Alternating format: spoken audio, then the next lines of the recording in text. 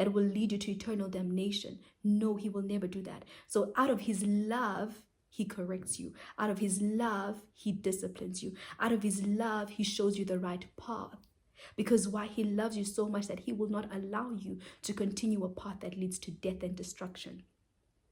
So here we see that basically still like looking at it from a shepherd's point of view, you know, that sometimes you look at sheep and they be going like literally in the direction that the shepherd is actually directing them to, and they be walking, and then you will always find that one sheep or those two sheep or those three, they don't want to be trailblazers. They will literally just want to be trailblazers. They be like, no man, I just want to do this my own way. And they move aside from the rest of the herd and go to another side that they're not supposed to go. The thing is, sometimes we think that we are more knowledgeable than God, and that's where we get it wrong. We are not more knowledgeable than God. God is all-knowing. He's Alpha. He's Omega. He knows our end from our beginning. So he knows that when he directs us along this path, because sometimes it seems as if that the path that God has chosen for us is not good in our own eyes, but you got to trust the heart of God.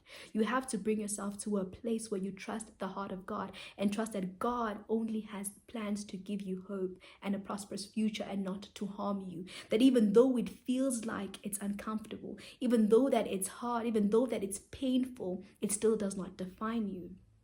So when you find those 2-3 sheep or one sheep that's trying to be a trailblazer, thinking that it knows everything, and it tries to go, you know, in its own direction. But out of the shepherd's love, what does he do? He uses a rod. Sometimes the shepherd will spank that sheep to come back and join the rest of the herd. Sometimes the shepherd will just hit next to the sheep so that it doesn't go in the direction it was intending to go, but actually follow the rest of the herd. And then in most cases, you get to see that when the shepherd does that, it is out of like love and protection, that the shepherd is protecting the sheep from any possible harm. So when the shepherd leads them according